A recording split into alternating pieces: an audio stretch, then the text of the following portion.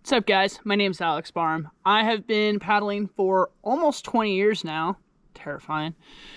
And the entire time, almost the exact same question has been getting asked and not getting answered well. So here's my stab at the classic, how do I get better at kayaking? You know, whoever's asking this, they're not looking for an overly technical answer on the fundamentals of their booth stroke. They're just asking, what do I do? So here are like my top 5 answers for something that you can digest and act on today, and you don't need any help.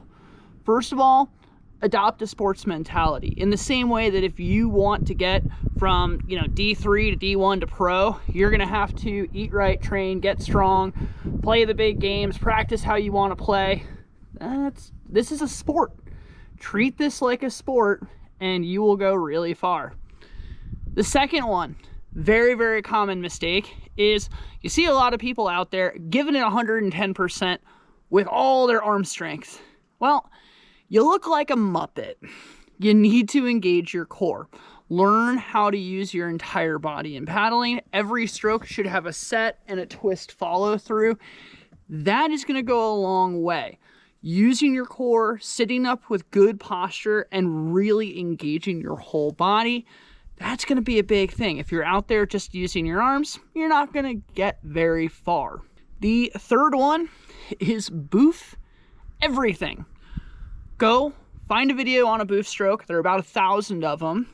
And if you're going downstream and there's a wave in front of you, boof it. Is there a rock in your way? Boof it. Are you going into an eddy? Boof it. Are you coming out of an eddy? Boof it. Just boof everything. From there is probably the most important one. You're going to see a lot of boaters out there who are making a game plan that goes along the lines of, I'm going to go to X and see what happens. No, this one is plan aggressively instead of reacting defensively. What does that mean? Good, bad, or indifferent, go make a plan and execute it with gusto. Why? Well, first of all, paddling faster than the ambient water around you is moving downstream is how the boat's designed to work, and it will work a lot better that way. Second, if you know what you're doing in the first place, it is much easier to understand what went wrong.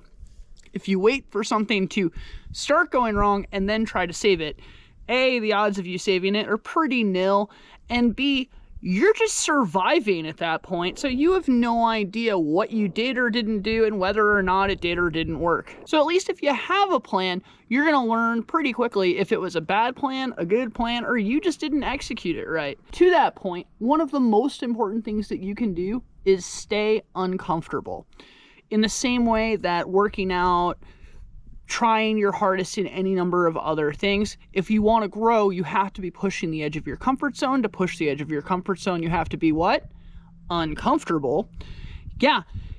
Once class 2 gets easy, go to class 3. Once class 3 gets easy, start going higher, making it more complicated. As long as you are always pushing yourself in a responsible manner, you will keep growing. Are there risks attached? 100%. But that's the game that we're playing, and if you want to get better, that's what it is. Otherwise, I promise you will plateau at whatever level you're at. The last one is super simple, and a lot of people are not going to like it, especially people who have already been in the game for a minute, and that is learn freestyle kayaking in a freestyle boat.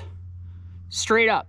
If you can cartwheel, loop, throw a blunt, maybe a couple other little spins and dodgy things like that, you are going to learn a lot very, very, very quickly. Even if it's just on flat water, you're going to get your roll dialed.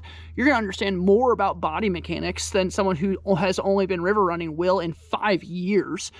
You will have a lot of strength. You will have a lot of confidence and all of the little knickknacks that come along with it.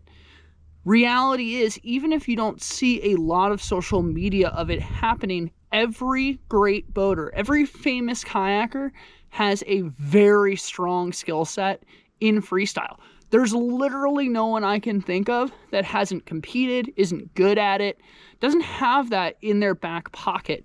And it shows. Do you think Aniel and Dane just go kick flipping stuff out of nowhere? No, they learn that because they're both freestyle kayakers, at least back in the day. Freestyle is one of the fastest, best ways to get better, and you can do it almost anywhere. If you have a great feature near you, that's awesome, but it's not necessarily required. Very often, it's also something that you can do with no one around as long as you have a solid role. So it takes a lot of the barriers of entry away and lets you build up that skill set to where people are going to want to hang out with you because you're not going to be, you know, swimming all over the place and creating an otherwise burden on the group. So that's it. We went fast because it should be simple. You can choose to make kayaking as complicated as you want to, but at the end of the day, those fundamentals are going to get you very far. They'll at least give you the breathing room you need to learn a lot more nuance than that. So don't make it more complicated than it has to be. Go out, have fun, give it 100%, and the rest will all kind of follow along the way as long as you accurately assess and critique yourself and learn from your mistakes. And you are going to make mistakes.